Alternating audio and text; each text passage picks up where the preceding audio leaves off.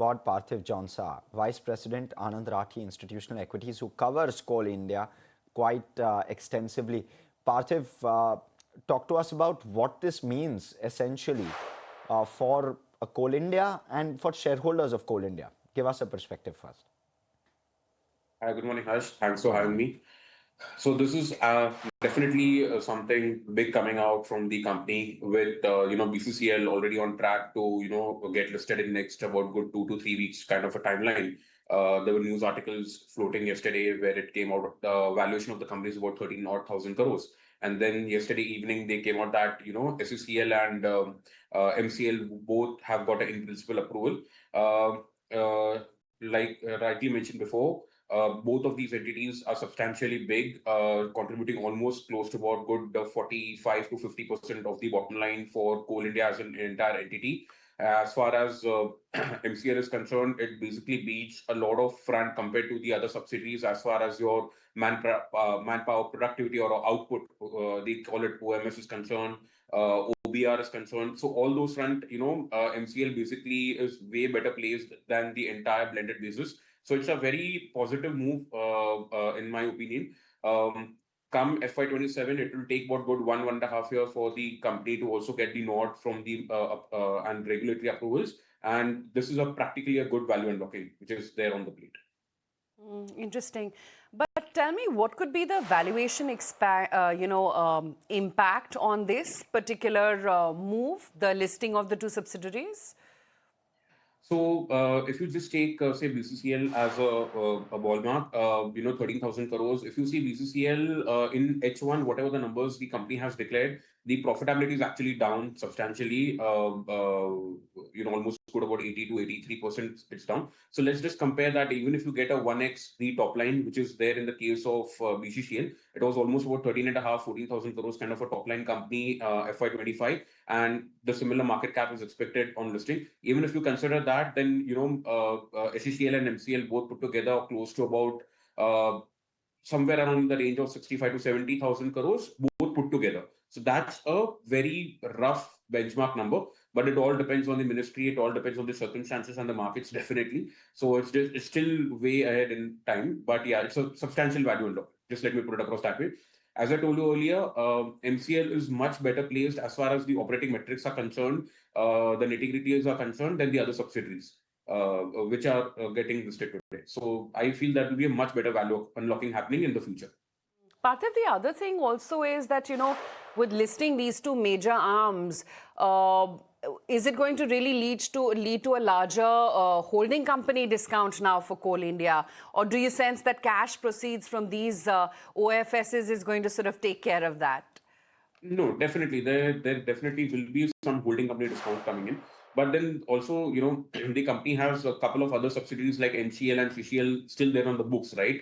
There are no other notifications coming out for those two other major subsidiaries as well. So they still have good subsidiaries on their books.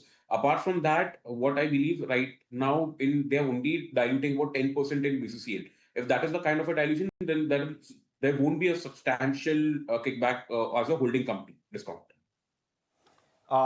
Parthiv, say they were to list these through a route where they probably dilute 10% through an OFS. What does that mean for shareholders of Coal India, and how much of that is built into the price? Give us a perspective. What's the better way to do this?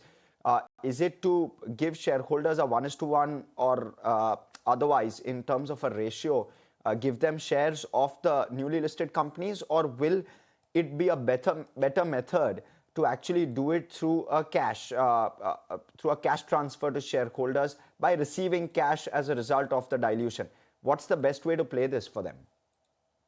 Honestly speaking, this is way beyond anyone's understanding right now, because it's too preliminary. It's just they have just received an in principle approval. What they did with BCCL is that they are doing an OFS, so the cash will be coming in the books.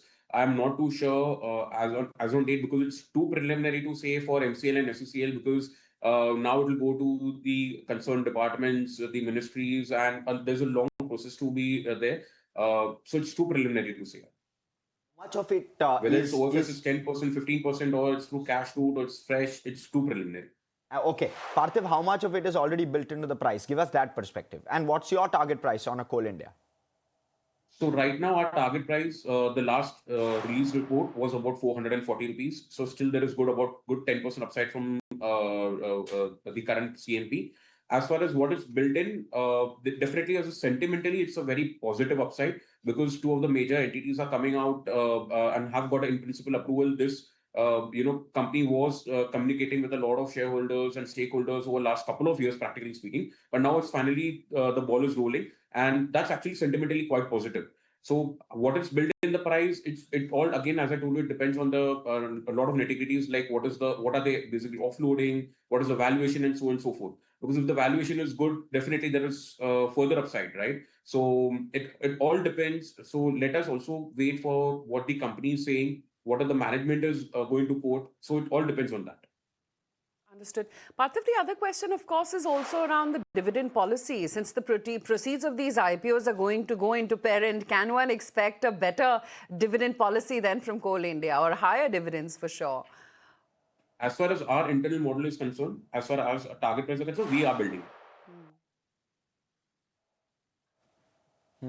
Okay. Parthiv, thank you so much for joining us. Also, just last quick question with regard to employee wage revisions, which are expected to come in. How is that going to impact the overall numbers? Give us a pulse of that. So the employee wage revision is I think about next year. So it usually takes about a year after that. But the process is long process. It usually takes the negotiation out. Usually takes about a couple of months or couple of quarters basically to completely, as we saw last time also. So definitely there will be some overhang as of employee wage revision coming in. But then again, what Coal India is doing is they are basically moving a lot of people out of the system, and that's how they are trying to control the employee cost. So, but definitely as a percentage of the top line, it is expected to increase going forward. Okay, we'll leave it at that, Parthiv. Great to have you then on the show and get in that perspective on what really the listing of these two subsidiaries